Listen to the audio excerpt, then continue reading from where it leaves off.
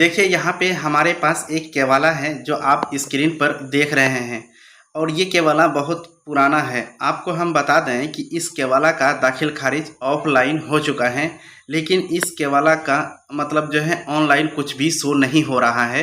तो ऐसी परिस्थिति में आप क्या करेंगे? इस वीडियो में हम बिल्कुल कॉन्सेप्ट के साथ आपको बताने वाले हैं कि आपको किस तरह से क्या करना है और आपको कितना खर्चा पड़ेगा। तो दोस्तों ये बहुत ही इम्पोर्टेंट वीडियो होने वाला है, क्योंकि हम आपको बिल्कुल बारीकी के साथ सब कुछ बताने वाले हैं और बिहार में जो चल रहा है भ्रष्टाचार, उस पर भी हम लोग नज़र दौड़ाएंगे कि किस तरह की भ्रष्टाचार बिहार में चल रही है। और देख लीजिए ये केवाला जो हम आपको ऊपर में दिखाए थे उसका ये ऑफलाइन वाला रसीद है, और जाकर के इस रसीद को लेकर के हम आगे की प्रक्रिया हम किस तरह से करने वाले हैं आप लोगों के साथ। और जाकर के आप लोग थंबनेल भी देख चुके हैं कि अगर आपके पास कोई पुराना केवाला है जिसका कि ऑफलाइन दाखिल खारिज हो चुका है, उसका न्यू एंट्री के लिए आपसे कहा जाता है और उसके लिए आपसे पैसा मांगा जाता है। और ये पूरी प्रक्रिया क्या रहने वाली है, बिल्कुल आसान भाषा में हम लोग समझेंगे कि आखिर ये न्यू एंट्री क्या है और जाकर के न्यू एंट्री के नाम पर आपसे पैसा क्यों मांगा जाता है। तो इसमें सीधी सी बात अगर हम करें आपसे, तो आप मतलब जो है वीडियो को बिना स्किप किए हुए शुरू से लेकर के अंत तक देखिएगा। यह मतलब बहुत लंबा वीडियो नहीं बल्कि यह छोटा वीडियो होने वाला है जो कि आपके लिए बहुत ही महत्वपूर्ण होगा। तो चलिए हम शुरू से शुरू करते हैं। कहने का मतलब कि हमारे पास जो ये पेज आप देख रहे हैं ये केवाला का पेज है।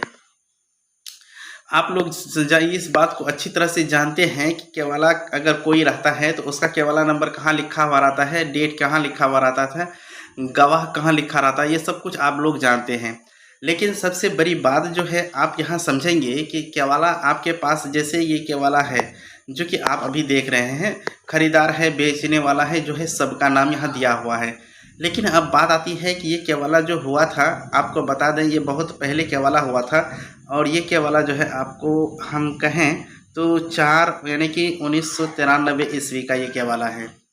93 का ईस्वी मतलब जो है उस समय ये केवाला बना था। लेकिन अब हम यहाँ बात करें तो इस केवाला का जो है दाखिल खारिज हो चुका है। जी हाँ, दाखिल खारिज हो चुका है। आपको यहाँ थोड़ा हम बताएं कि दाखिल खारिज जो हुआ है इस केवाला का, तो ये ऑफलाइन वाला हुआ है। जी हाँ दोस्तों, ऑफलाइन वाला ये हुआ है, लेकिन ये ऑनलाइन पर शो नहीं हो रहा है। तो सरकार इसके लिए क्या करेंगे, क्या करना चाहिए? अगर आप लोग हमारे साथ देते हैं तो हम इन पर आवाज़ उठाने के लिए रेडी हैं, क्योंकि बिहार में इस तरह की समस्या बहुत है जिसका कि ऑफलाइन जमाबंदी खोल दिया गया है, यानी कि ऑफलाइन मोटेशन किया हुआ है उसका केवाला का, लेकिन उस केवाला का ऑनलाइन कुछ भी अपडेट नहीं किया गया है। तो देखिए दोस्तों, इसमें बिहार सरकार की सबसे बड़ी कमी है। देखिए सबसे पहले आप ये समझिए कि अगर आपके पास मान लीजिए ये केवाला है, ये केवाला का दाखिल खारिज आप करवा लिए थे ऑफलाइन, इसका मतलब कि आप जो दाखिल खारिज कराए हैं तो सरकार के पास, यानी कि ये रिकॉर्ड तो गया होगा तब तो दाखिल खारिज हुई होगी। तो सरकार को सबसे पहले ये करना चाहिए कि जो भी दाखिल खारिज किया हुआ केवाला है ऑफलाइन, उनके पास उनका पूरा रिकॉर्ड रहता है सरकार के पास। सरकार अपने स्तर से कर्मचारी और सीओ को मतलब ये निर्देश दे कि जितना भी सेल डीड तैयार हुआ है जिसका दाखिल खारिज अब तक हो चुका है, शुरू से लेकर के अब तक जितना मतलब दाखिल खारिज हुआ है, चाहे वो ऑफलाइन किसी भी रूप में हुआ है, तो उनका जो रिकॉर्ड उनके पास पड़ा हुआ है, उस रिकॉर्ड के आधार पर उसका मतलब जो है ब्यौरा नेट पर अपडेट किया जाना चाहिए। इस तरह का नियम अगर हो जाता है तो आज हम लोगों से कोई 1 रुपया नहीं ले पाएगा। लेकिन ऐसा नहीं हुआ। बिहार सरकार ये नहीं चाहती है कि उनके पास जो रिकॉर्ड रखा हुआ है वो रिकॉर्ड जो है अपनी अधिकारियों के साथ बैठक करके उसको ऑनलाइन अपडेट करे। बिहार सरकार खुद नहीं चाहती है। आप थोड़ा इस बात को समझिए कि बिहार में कोई भी जो है काम जो चलता है, ऊपर में जो अधिकारी बैठा हुआ रहता है वो अपने नीचे के अधिकारी से कमीशन लेता है। बिना कमीशन का जो है ये लोग आपस में काम नहीं करते हैं। और ये नीचे के अधिकारी के नीचे जो है कर्मचारी लोग, ये जो है ये भी कमीशन लेते हैं। यानी कि इसी तरह से फिर जब आगे बढ़ते हैं तो ये कर्मचारी के पास भी मतलब कई दलाल होते हैं। ये सीधा जो है मतलब जो है इससे मतलब कर्मचारी से मतलब जो है रुपया आप लोगों से नहीं मांगते हैं, वो दलाल के माध्यम से आपसे रुपया लेता है। यह एक गंभीर बीमारी है बिहार के लिए। आपको बता दें यह कैंसर है एक प्रकार का, अगर आप इसको अच्छी तरह से समझेंगे।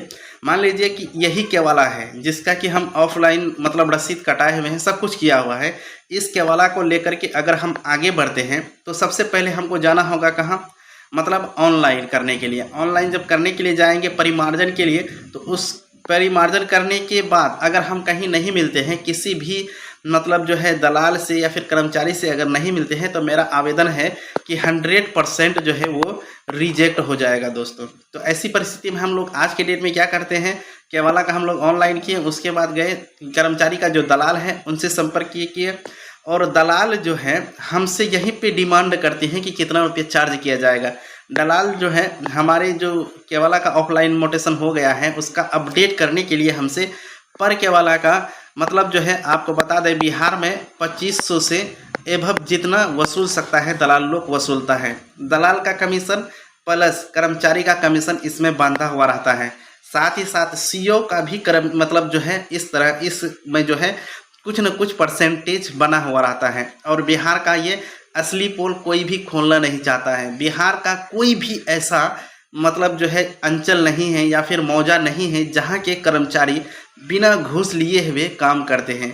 और आपको बता दें कि बिहार में अगर आप लोग सुधार करना चाहते हैं तो उसके लिए सबसे पहले आपको एकजुट होना होगा। उसके लिए किसी जानकार से या फिर किसी एक ऐसे व्यक्ति को आवाज़ बनाइए जो कि इस पर विशेष मतलब आवाज़ उठा सके। और बिहार में एक ऐसी योजना होना चाहिए कि बिहार में करीब करीब 45,000, जी हाँ दोस्तों 45,000 मौजा है, और इसमें जो है कर्मचारी लोग भी रहते हैं।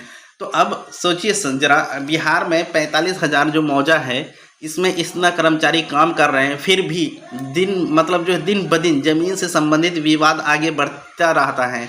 इसका मेन कारण क्या है, कर्मचारियों का या फिर रैयतों का। तो आपको बता दें कि इसमें सबसे बड़ा कमी जो है कर्मचारी और जा कर के सीओ के ऊपर है, इसलिए कि और जा कर के इसमें उस सबसे ज़्यादा जो है मतलब समस्या ये है कि अगर आपके समाज में कोई दबंग व्यक्ति यानी जिनके पास पैसा है, वो पैसा के बल पर कर्मचारी को घूसखोर बना देते हैं, वो अपना काम करवा लेते हैं।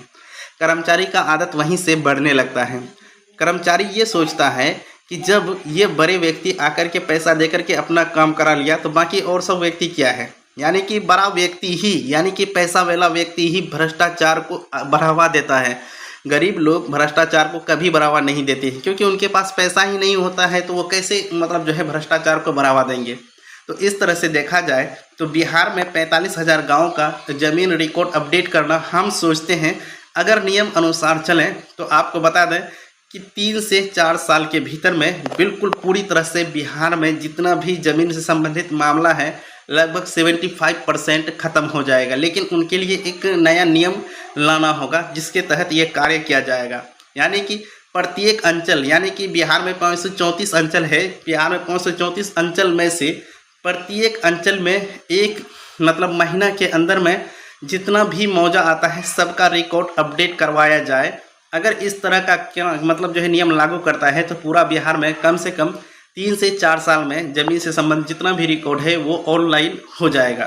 तो अब यहाँ देखिए हम लोग समझते हैं कि इस तरह का अगर मतलब आपके पास केवाला है तो आप मतलब जो है कुछ भी कर लीजिए, आपको बिना घूस के बिना आपका रिकॉर्ड अपडेट नहीं होगा। बिहार में इसी तरह की समस्या है।